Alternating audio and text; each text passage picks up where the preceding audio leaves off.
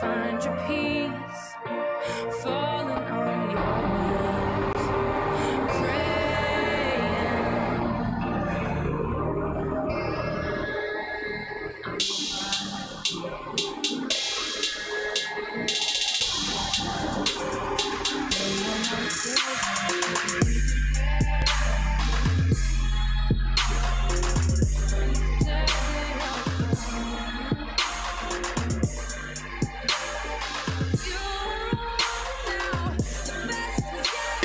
Hey, happy Monday, everybody. It's the first day of the new work week. I'm your host, Al Roundtree. You listen to the Cutting Edge right here on Edge Radio Network. So happy to be here today. Yes, I'm your man, Al Roundtree, a.k.a. Tree, a.k.a. Mr. Social Bevy. Again, I don't care what you call me, as long as you give me a high. Let's just make it happen. Let's just do it that way, man. It's been a great start to the week so far. I hope you guys out there in radio land and the TV and Facebook world as well, who's watching this thing streaming online with us. Hope you're having a great week as well. It's been an interesting week over the last couple of days.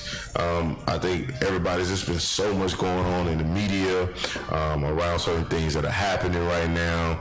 You got the situation with Nick Cannon that has been very prominent in the media world, and you know, it's so interesting because I love to get the guys' feedback on that. So if you are listening to us on 101.7 FM or 1540 AM, feel free to give us a call at 281-587-1540. That's 281-587-1540. We'd love to get your feedback on that because you know, I posed just a real question from that because I didn't even know much about what happened with Nick Cannon, but just the comments that he made, and I would love to get the feedback of you know, our audience. I do also want to applaud our you know, our listeners and people out there in my Facebook world, you know, who paid attention to the question and who responded. So if you haven't heard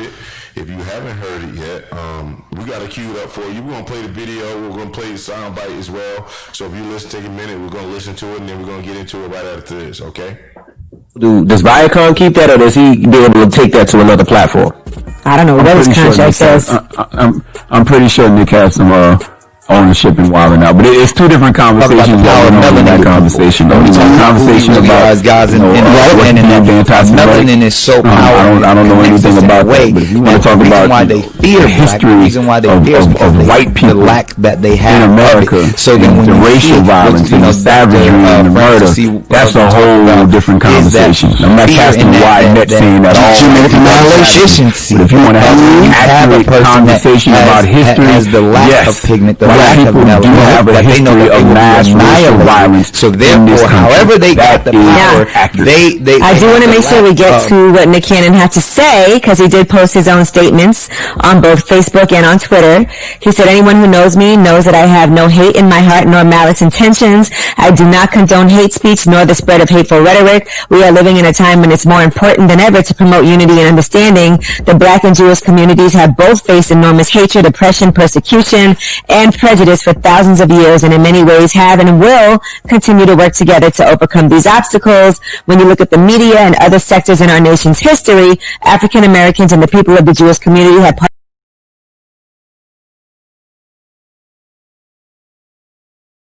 then when we talk about the power of melanated people, when we talk about who we really are as guys and understanding that our melanin is so powerful and it connects us in a way that the reason why they fear black, the reason why they fear is because the lack that they have of it. So then when you see what, you know, Dr. Francis C. Welsing talked about is that fear in that efficiency of you have a person that has the lack of pigment, the lack of melanin, that they know that they will be annihilated. So therefore, however they got the power, they have the lack of compassion. That melanin comes with compassion. Melanin comes with soul. That we call it soul. We soul brothers and sisters. That's the melanin that connects us. So the people that don't have it are a little, and I'm going to say this carefully, are a little less and where the term actually comes from, because I'm bringing it all the way back around to Minister Farrakhan,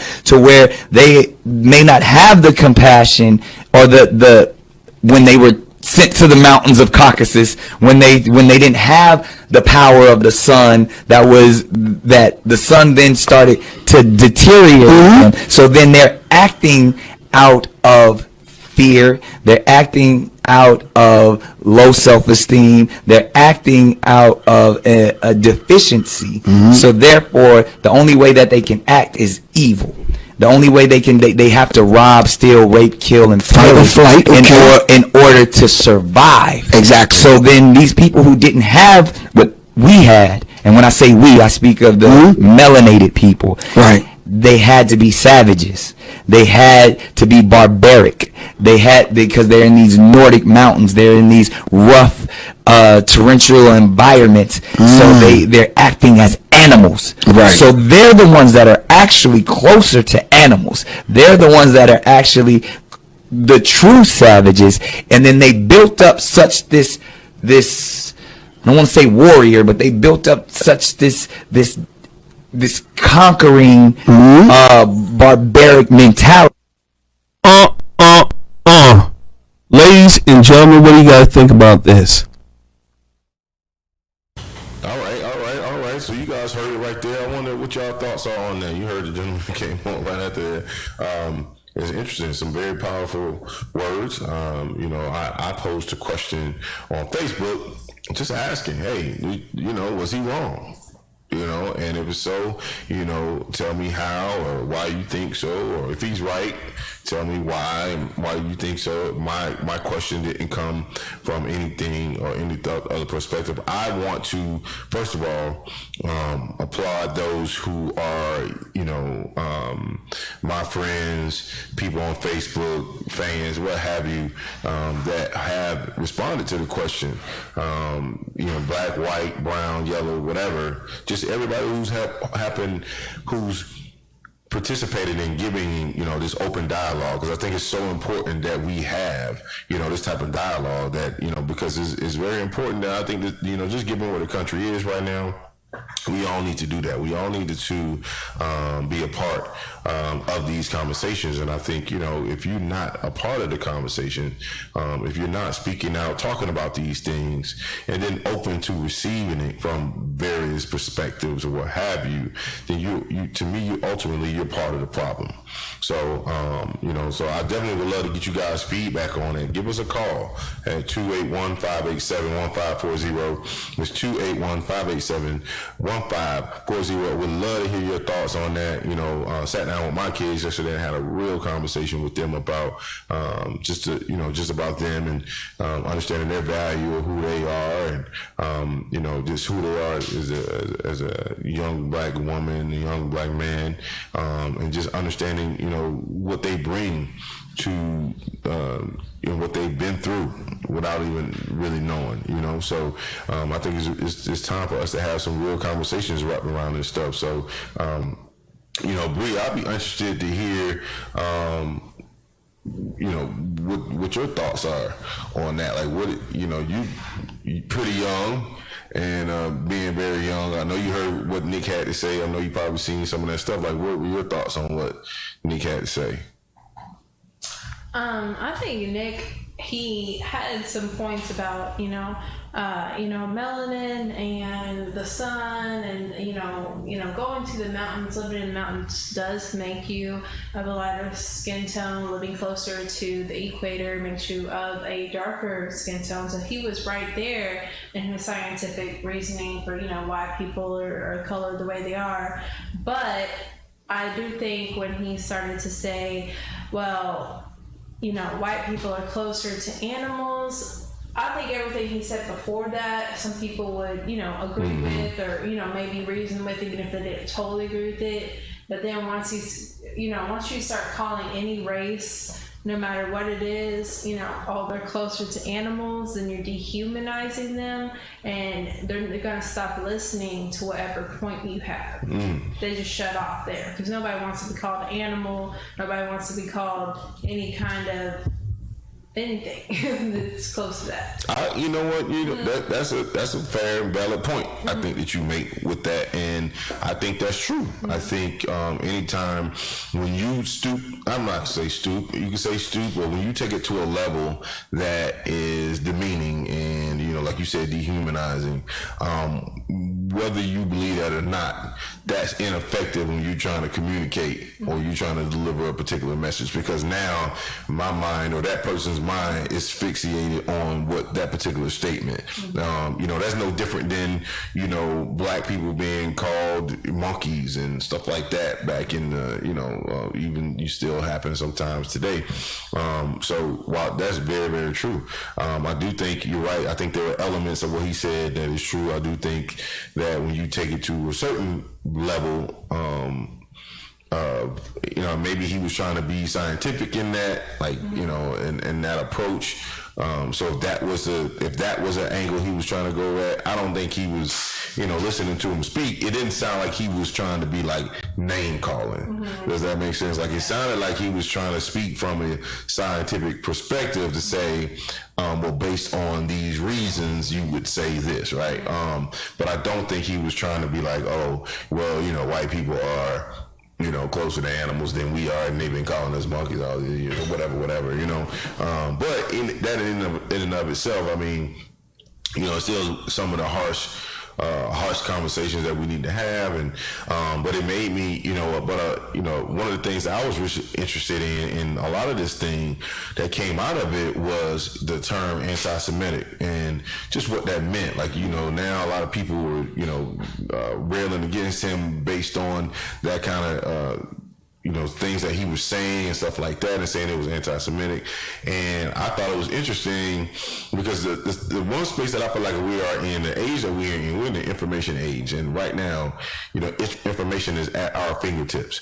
And so regardless of any conversation, any particular subject, any particular issue, what have you, you can go and research that now for yourself. Like, you can really take a few minutes because you have it. Everybody named mama got phones, and the internet is right there. So you can debate a point. You might feel a certain way about certain things or what have you, but you can really go look it up yourself and find the truth on whatever that matter is, right? And so I thought that was interesting because so I'm saying that because I did that.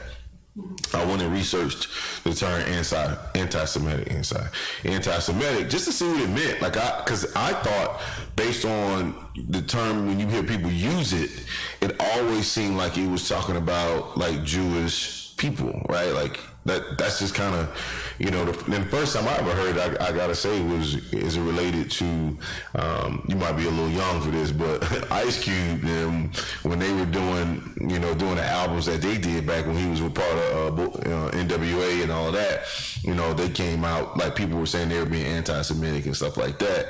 Well, Ice Cube was, because he was talking about Jerry Heller in a particular album and stuff like that. So that's when I first really heard the term, a lot. And then, but I never even looked it up until recently when I heard them talking about how Nick Cannon his comments were viewed as anti-Semitic. So to me, it was kind of like, well, why? Well, what does that mean, right, itself? And so I always thought, and even not only that, Deshaun Jackson, who plays for the Philadelphia Eagles, he made some comments as a prominent football player who came out and made some comments that were viewed as anti-Semitic as well. And he got a lot of flack for it. The media was on him, the team was on him, the whole nine, right? Like, there were all these things. And then when this happened with Nick Cannon, I was kind of like, well, let me see, what is it about anti-Semitic that makes people, get up in odds about it. And so, so I just thought it was interesting to go and see for myself, like, what does that mean, right? Again, it's not that, people should go out here being derogatory to people in any way, but I just wanted to see what it meant. And what I'm going to do right now is we're going to talk about what it means. Like, and so basically,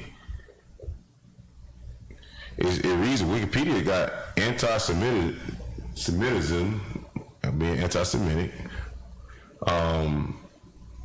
wait, no, this is not gonna be the best one. I'm gonna read another one for you guys. I'm gonna find out the definition of anti-Semitic, and then I just want to see what everybody thinks, because in my own explanation of it, or from what I read, it never said anything about anything Jewish. To be honest with you, it was all coming from everything about it was of an African nature.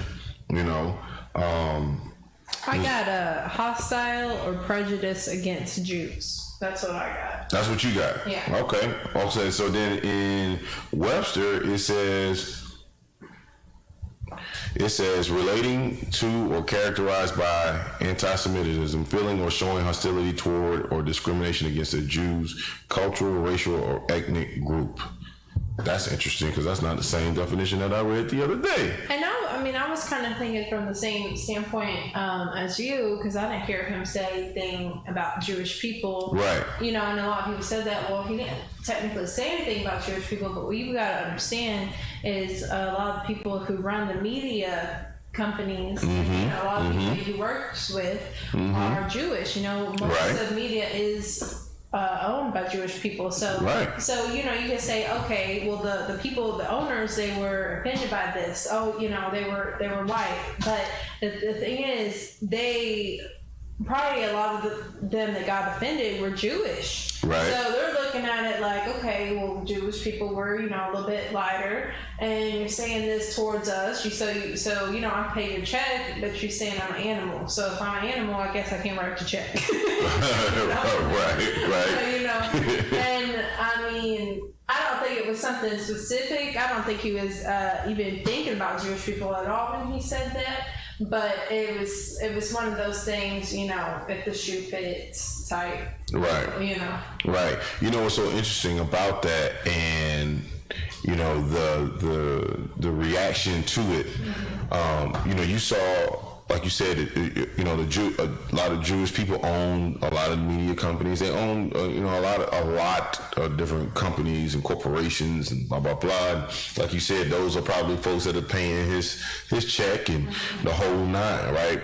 But even though he said it on the podcast, I've seen, there have been many times where other radio hosts or people in entertainment have said things against black people and the reaction wasn't as swift, right? The reaction wasn't as harsh or whatever. And I'm not saying that, if you felt some kind of way that he didn't deserve that, this is not an argument about whether or not what he said deserved this or that, but I just thought that, I've seen radio hosts. I know one, I can't remember the gentleman's name, but he was talking about the women's basketball team one time, and he called them a bunch of names and stuff like that, and but they never fired him. I don't even know if the dude got suspended or whatever, and I just think the reaction was it's so resounding. Like, people are really coming out against Nick Cannon right now, and this whole issue, and I just think it's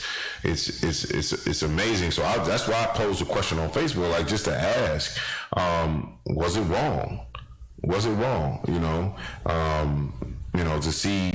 For people to say what he said and that kind of thing, because I've heard things before. I've done some reading that because they talk about how they start relating it to like Hitler and stuff like that and blah blah blah, and some people will make the case that depending on, I'm not saying I advocate for hate or anything like that, but some people will be on the other side of the fence when it comes to Hitler, not in terms of the hate aspect of it, but what he was some parts of what he was trying to accomplish. So I don't, it's just interesting. This whole dynamic, right? Like, just dealing with this whole thing, I think is very interesting to see and hear people's views on it, get people's take. But I do think these are conversations that need to be had, especially just given the temperature of where we are right now, just where the climate is in our country, just where we are in the culture right now. So I think it's important to have these conversations right now, and I think the timing is right, unfortunately. Because stuff has been going on for so long, and now you got, like, it seems like African Americans who are speaking out more and doing those sorts of things. So I think it is time for to have those conversations. One point that was brought up the other day is that there's not a lot of black-owned media. So once he gets by the Jewish community, I mean, he's outed. Right. You're outed. I mean, even just European white people don't really own much of the media. It is predominantly Jewish owned. So it's like once you're out of the good old boy community, what do you do? What does he do next? Right. Well, fortunately for him, he's gotten offers from Oprah Winfrey to come on her network, and then also P. Diddy over at Revolt. They asked him to bring the show over to their network as well. So, I mean, you're right. There's not a lot of African American, black-owned, minority-owned media companies at all. But to be able to have Oprah Winfrey and potentially P. Diddy is a potential option for him. I think he's probably right now trying to weigh his decisions and see where he wants to go and what he wants to do. So, I think it's a good place for him. So, we'll see. I think, we'll see how all of this unfolds. And because he's still the host of Masked Singer right now, but they were thinking about letting him go. But I think I read an article that said they forced him to apologize. So that's why he came out and apologized. Apparently, I'm not gonna say that's why, but that was one of the reasons why. So we'll see, understand where he's coming from, or what happens as a result of this, and what happens to the show and his network. So, but it's just an interesting time right now. It's just an interesting time. So, but we're gonna take a quick break, guys. We'll be right back. So y'all call in 281-587-1540. It's 281-587-1540. You're listening to The Cutting Edge right here on Edge Radio Network. We work our whole lives to support our families. With one accident or illness, it can all be gone in an instant. Now there's a smart, affordable way to protect your family. Go to findhealthbenefits.com and discover low-cost life insurance for as little as $2 per month. Add to that a tax-deferred annuity that can help you protect your assets and grow your money for retirement. Learn more. Go to findhealthbenefits.com or call 877-235-6094. A critical illness strike without warning and wipe out your life savings. In fact, it's the reason for bankruptcy. Find Health Benefits offers an affordable solution. Get up to $50,000 if you get cancer, stroke, or a heart attack, giving you the peace of mind to focus on getting better while the plan helps you to pay your bills and medical expenses. Learn more. Go to findhealthbenefits.com or call 877-235-6094. 66% of seniors spend more time shopping for cable TV than Medicare plans. Most say because it's just too confusing. Laws change every year. The wrong plan could cost you thousands and prevent you from seeing the doctors you want. Introducing FindHealthBenefits.com. Save time, save money, see specialists without referrals. Go to FindHealthBenefits.com or call 877-235-6094 for this informative brochure. Society is on the edge. Let's bring them back. Edge Radio. Because truth still matters. We work our whole lives to support our families. With one accident or illness, it can all be gone in an instant. Now there's a smart, affordable way to protect your family. Go to findhealthbenefits.com and discover low-cost life insurance for as little as $2 per month. Add to that a tax-deferred annuity that can help you protect your assets and grow your money for retirement. Learn more. Go to findhealthbenefits.com or call 877-235-6094. A critical illness strike without warning and wipe out your life savings. In fact, it's the reason for bankruptcy. Find Health Benefits offers an affordable solution. Get up to $50,000 if you get cancer, stroke, or a heart attack, giving you the peace of mind to focus on getting better while the plan helps you. Hey, welcome back, folks. Welcome back to the ride. You're listening to The Cutting Edge right here on Edge Radio Network, and I'm your host, Al Roundtree. Y'all checking us out on 1540 AM or 101.7 on the FM dial. Please feel free to give us a call at 587-1540, 281-587-1540, man. And we got our guests in the building. I'm men crushing it on Mondays. These boys from, man, got Iceman Nick in the building. It's Iceman, huh? The Iceman cometh, right? Have my Iceman Nick and my man Jimmy Fam. Yes, sir. Right, done right. Yes, sir. It's they jewelry company, man. Y'all been in, y'all come in iced up and everything. I mean, you guys been doing jewelry for how long? Over 20 years. Me, I've been professionally for about 6 years. Oh, for real? Yes, okay. All right. Cool, man. So what do y'all specialize in? What kind of stuff you guys working with? Everything. Custom jewelry, engagement rings, anything that you really can just imagine or think of, we make it happen. Really? Yes, sir. Man, are people still getting, Jim, I see you grilled up, you know what I mean? The people still getting the grills and all that? They still doing a lot of that? All day, huh? All day. It ain't stopping. What's the biggest, most expensive piece you guys have worked on? What about you? The most expensive piece? One piece or like Yeah, it would. Well, which one do you think to me? Right now, we're working on this a lady's ring right now that's like about $3 million. Ooh, so are you serious? But like custom, like they shoot. What was it, Jesus? How much was it? Remember the Jesus I made for Flo Rida? That was like just one piece. A Jesus necklace was almost 300,000. 18 karat. What? That was for Flo Rida? Yeah, Nelly's 4 row diamond chains and. That's like a long time ago, 10 years ago. But a chain by itself was like about almost same, like 350, 400. So that's probably like 500 now. Yeah, 500. Yeah. Wow, that's crazy. Yeah. Iceman, so what made you want to get into, doing jewelry? Like, how did that start for you? I just started doing jewelry as a part-time. I used to go to school and started as like a job, part-time job to make. But I mean that's how I started. But slowly, like I liked what I was doing, so I got into it full time. I got you. So it became like a passion. Yeah. Now, are you big on wearing jewelry?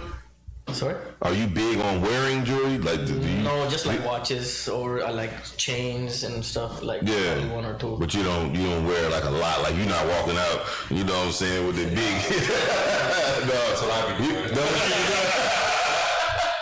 That's cool. So Jim, how long you been doing it? I've been doing it professionally for about 6 years. I actually was a client of Nick's for like 15 years. Okay. And, we built like a bond amongst each other beyond just the business. Okay. And I was just around a lot, and I just really picked up from it, and was like just trying to help out like little stuff. I'm real artistic, so I did things like that, and it was just kind of like just us messing around with each other. And I would like middleman a couple of jobs from people from out of town, and one day he just gave me an idea, said like, you ever thought about being a jeweler? And I was just like, I didn't even think it would work, but he gave me like the right path to take, and I ran with it. You know what I mean? And I've been blessed to be able to officially be a jeweler. 6 years. That's dope. That's dope, man. That's dope, man. I always wonder, like, people that are in that game in terms of making those products, man. You just see, you see obviously a lot of people in the music industry. That's their thing, and they're all into it. But you guys have a true passion for. No, definitely. And it's like to talk about that. Like even me, all this time, it's like. When you think about jewelry, you think about people that, their families in it, they're born in it, it goes back to like, Jewish people or, Middle Eastern people run it. And so that's why I never even fathomed or even thought about being a jeweler, which is more about me just middlemaning. I got you. So, when he came, with the idea, which is like, I'm going to put you on for real. You're passionate for this. It ain't about the money.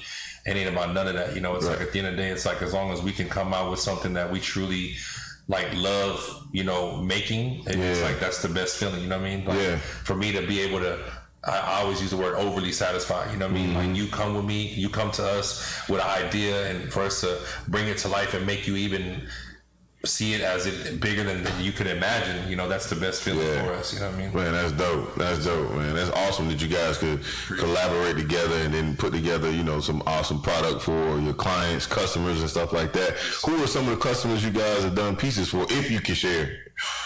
His his list goes on forever. Iceman cometh. So it's like, but there's a lot of stuff. When I came into the picture to collaborate with, it's just a lot of stuff. You can name pretty much anybody, bro. Oh, for real. We can tell you from rappers to ball players to even Hollywood, executives and movie stars and everything, So how do you get going in that? Like, I mean, I know Iceman, you've been doing your thing, Jim, like for a while. So like, how do you get your product in front of these, celebrities, these folks? I mean, I guess you do a piece and it's really, they love it, and obviously they tell within their own, word of mouth, especially within that industry, is everything, right? We definitely believe in word of mouth. That's the key, because it's like a lot of, your work speaks for itself. We do, promote and do advertising, but the main thing is just making sure the products that we release is to a standard and to where people are satisfied, because the word of mouth and our customers are the walking billboards. Right. So you can spend so much on advertising or you can spend money on trying to buy celebrities to shout you out. But, with social media nowadays, if you are consistent with your work and you steady push out the right product, people are going to notice it and it's going to get out there. And I think that's how we've gotten our name and built our brand. So do you, I mean, staying in that lane, do y'all put a lot of money into the marketing aspect of it outside of the word of mouth element? Like, or have you kind of found like your niche and saying, hey, we're going to stick here and over here with this word of mouth thing, and that's where we're going to focus our dollars? The craziest thing is that I'm thankful to even say this, is that we haven't really had to spend money towards marketing, because it was just kind of like the niche, and I don't know if it's like, I'm a God-fearing man, so I believe a lot in God putting things into play.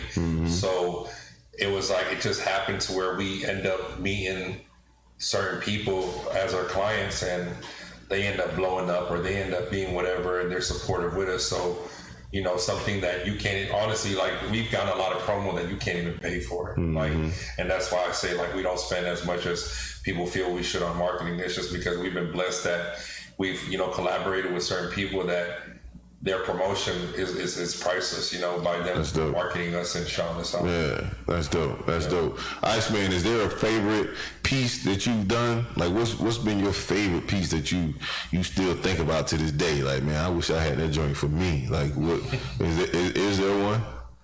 Favorite piece is my favorite piece is like, is favorite because I made it when I was barely starting into jewelry, and it's still like one of the like iconic pieces, like the Rick Ross face. Yeah. Oh yeah. Oh, you did that. Yes. Oh man, that's dope. I remember that. I've only seen it a few times, and I know exactly what you're talking about. The one where you got the beard and the joint on there. Oh man, that's dope. That's dope. So you did that just starting out.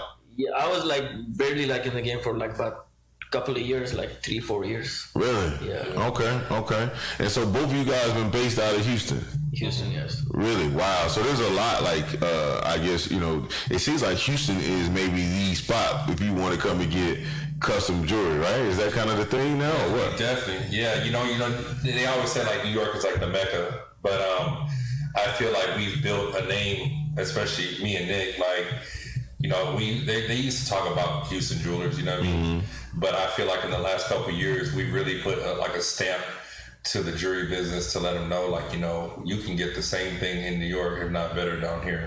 It's just really who you're dealing with. You got to find somebody that's, I call them foolers. Those are the people that are jewelers that are just trying to make the money. And the jewelers are the one that's actually going to take your money and make the best out of it. And really get you your money's worth, you know what I mean? Right. So that's also important. I mean, based on like what you're talking about is the experience that you give each and every customer. So, I mean, how important is that in terms of what you guys do? I feel like, especially in business nowadays, it's so important.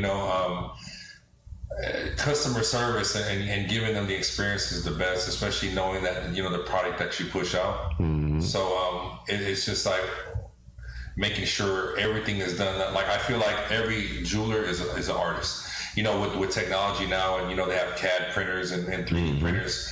It's a lot of people can make the same thing, but if you really are using your creativity and your art towards it, it's always going to come out, just that much better. And so I think, with that, it makes it better by giving them the experience of knowing it's like, I feel like my job as a jeweler for you, if you were my client, is that I'm supposed to notice a flaw or anything wrong with your jewelry months or weeks ahead before you notice it. And my job is to make sure I fix those things to where you don't get the piece and go home and then you're like, oh, I just noticed this was wrong. Right. You know, a lot of jewelers, they'll do that. They'll be like, well, we'll just leave it like that. They'll notice it later, we'll fix it.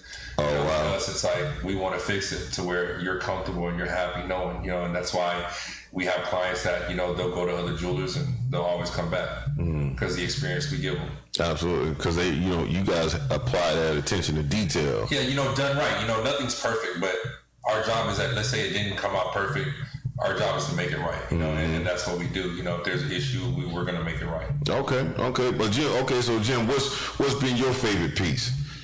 I know y'all got the Rick Ross joint. That, man, like how much? Wait, I mean, excuse me, Jim. Like, but how much did that cost? At that time, like I'm talking about, it was 2006.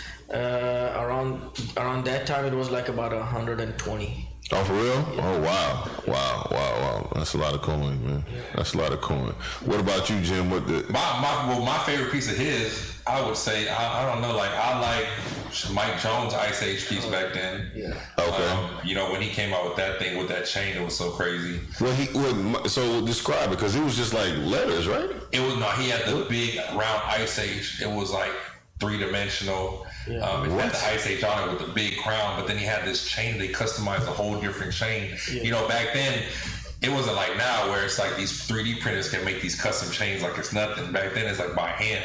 So that's how they doing it now? 3D printer? Yeah, bro. Like everything is just CAD design, like really? Printer. You know, it's hard to find. You know, people do by hand, and that's why one thing with us too, we always make sure that in our team, you know, we have someone doing by hand too, because there's some things that are better off doing by hand. Right, absolutely. You can't just keep doing it like that. Right. So we like to make sure that we can cover all aspects of the making of jewelry, period, in the company. You know what I mean? Because there's parts of it that can't be automated. Like you can't replace the detail, the intrinsic detail that can go in using a human hand versus an automated process. For sure.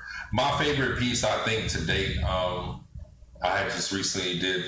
This is a very controversial piece. It's a shark piece that I did for a rapper by the name of 6ix9ine. I love the piece itself because it was something that I always imagined doing if I ever made a piece of that. And the teeth that we did on the piece itself, they were like trillion cut diamonds. They were all like big stones, like engagement ring size. What? So like it was a 3D piece, and the teeth is just smiling big, and it's just all staggered. And it's like jagged, just like a shark. You know, I set it off like unevenly and everything. Yeah. So like the mouthpiece was like the teeth alone on the piece was like $60,000. What? Just the teeth. You know? Man, that sounds crazy. Definitely. That was something that he got after he got out? Well, so it was something that was planned before he was getting out already. Okay.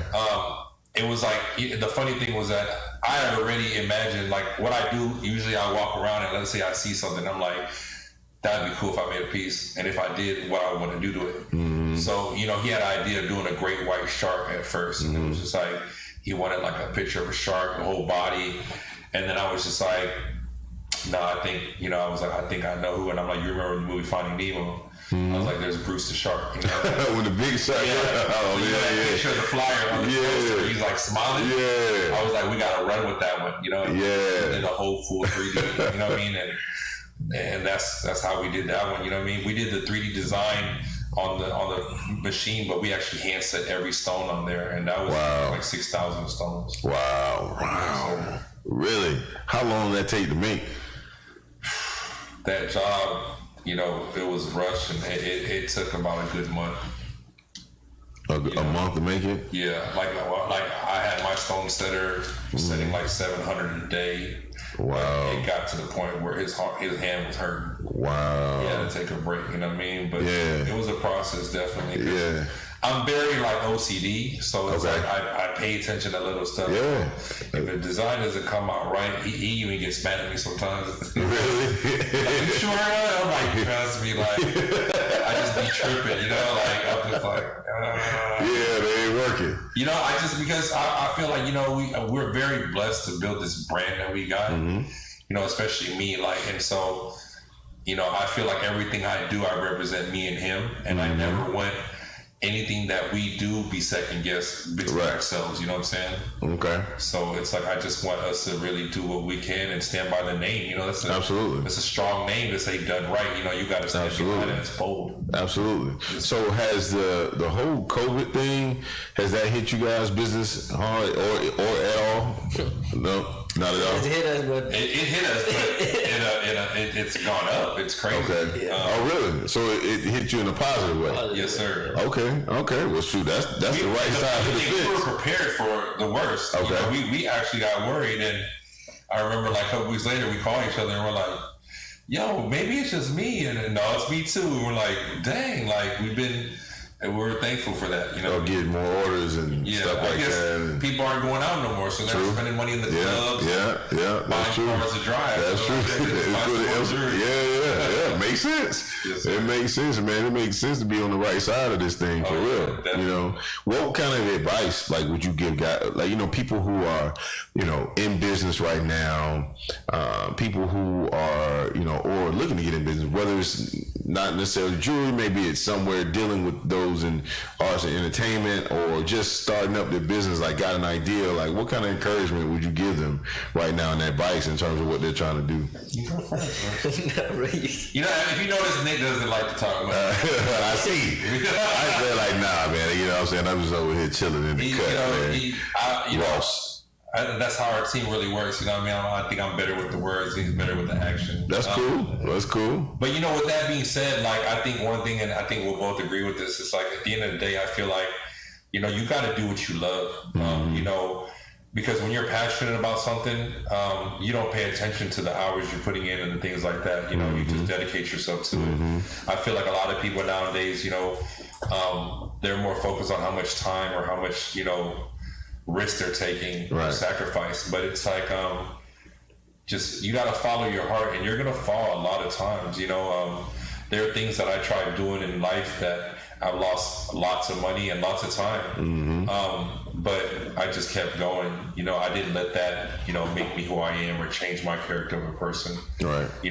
When I started the jewelry business, I came in and I didn't come in there like, hey, I'm this person. I used to do this. I did that. I started at the bottom, and I did what I needed to do to learn. When he blessed me with the opportunity, the first thing I told myself was I was going to make sure that I never let him down. I never make him look bad. And so I went in and figured what I could do to make his life easier instead of making it harder. Right. Absolutely. There are people out there that always want to help others, but it's sometimes people don't comprehend what the help is, Right. You got to take advantage of the situation and make the best of it, you don't want to make it harder or longer than what it needs to be. Right. What I did it took me, I'm 38 years old right now, and I've done a lot of things in my life, and I would say maybe it took me 20 years or 25 years to be where I am. It might take someone else longer. It might take someone else less. And that's why I say, don't pay attention to the time you're putting in. As long as you truly love what you're doing, it's going to come. It's going to come. Right, man. That's awesome, man. That's an awesome story, man. And it's great to see you guys be able to come together and understand how to make it work for one another. That's the thing about being a team. One person does what the other person may not do. Like you said, how could you make his life easier in terms of as it relates to the business? What are the things that I could bring to the table to help, make this adjustment and help us grow? Yeah, right? And I don't want to cut you off. It's just the crazy thing is if you notice the stories, they seem different, but a lot of stories are the same. And that's one thing me and him realized is that the things we might have did to get where we are might be different, but the story was the same for him. He came over to America with what, $200 you said, right? About $1,700. $1,700. Just blindly. 17 years old, came over here, and he got a job selling jewelry, starting in the middle of the mall in the kiosks. And then he got down with his partner, and at the time he was just a salesman, and he went out there, put his neck on the line, and did some different sacrifices for the company and the brand that he didn't own, and he became a partner, and now he's where he is because you weren't, we're not sitting there thinking about, oh, I just sacrificed this, or I just put my neck on the line for this. Like, no, it's like, it's a part of the process, you know? And you just got to do it. If you love it, if you believe in it, you go for it, you know what I mean? And sometimes things might not work out. Don't get mad and don't hate it. Don't change your character of a person. Just keep moving forward and being yourself. You know what I mean? Absolutely. That's powerful, man. That's that's an amazing story. And I think a lot of times people don't get to hear that aspect of a successful business. So you need to hear that journey.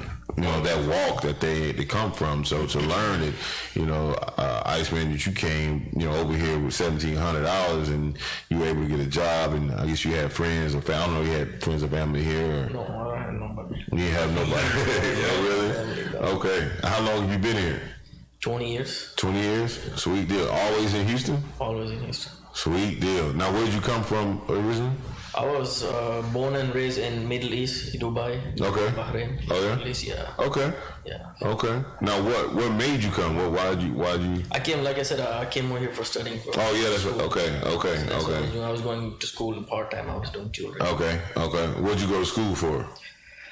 Business management. Okay. Yeah. So that worked out, right? You dropped out. Oh, did you drop that? Okay. That's cool too. He's like, these diamonds making me money. Absolutely. Makes sense to me. Right. Those are certain experiences, man, that you can't get in school. So sometimes when you have opportunity like that, man, you gotta just make the decision that's best for you. Oh, exactly. Yeah. So Jim, I mean, what about you? You born and raised here, or you born and raised? Oh yeah. In AD, Texas. Oh, from AD. Okay. Yes, okay. Yeah, born and raised. I lived in California for a little bit. I was out there doing business in 2010 to 14, but I was here most of the time too. So yeah. Yes, sir. That's cool, man. Yeah. That's cool, man. That's an amazing story, man. That's an amazing story. So are there? What I never really see. Are there a lot of women in the industry, like from a producer side, like in companies that are making jewelry like you guys? Like I know some women, like they do the handmade joints, or not so much in terms of the diamond metal stuff. That's what I'm asking. Is there a lot of women in it? I don't think so. No. Like as in like actual jewelers. No. Yeah.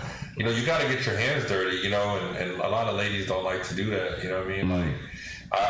When I first started working, I wanted to do certain things, so I learned how to try to do polishing, and I'm not gonna lie to you, that's not an easy thing to do. So if I can't even do it, it's not easy. But I'm all for it. You know what I mean? Like anybody that's willing to step up to the plate and succeed, it, I respect it.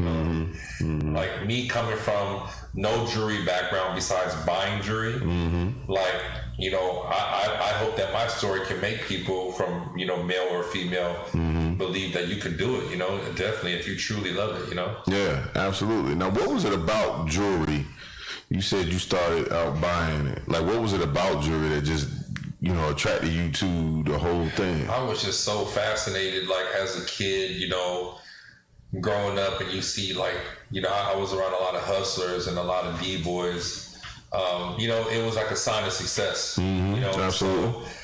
So, ever since I was young, when I started getting money, it was like, I want some jewelry. I want a chain. And, being from Houston, it's like we like to show our success through material, the cars and the jewelry. So I was always fascinated with it by that.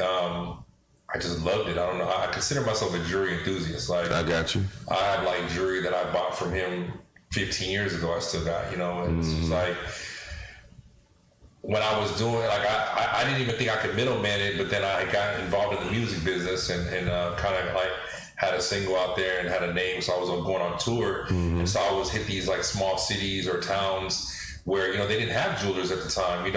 Social media has started a lot of jewelers, but before it wasn't like that. Right. So guys would come up to me and just be like, "Yo, man, your stuff look good." I was always known for wearing the nice stuff. I got you. So it was like, man, you know. Why not sell it? Absolutely. They're like, "Yo, hook me up with them." Absolutely. You know them, maybe they'll look out for you. So I'm like, all right, cool. So I that's how I started middleman, and I make like $500, $1,000 here. Yeah. And just throughout the year, that's it was cool. just doing that, but. I was like, before I started working for him, it was like I was annoying him. I'd be at there. So eventually he'll just be like, here, just do it like this. He'll be busy with the client, right? And I'll be like, yo, I need, how do I break this down into calculation? He'll be like, here, do it like this, like this, like this. And so it's like he teaching me the game. Right. I'm not even realizing, or he not, you know? Right. I just, gradually went like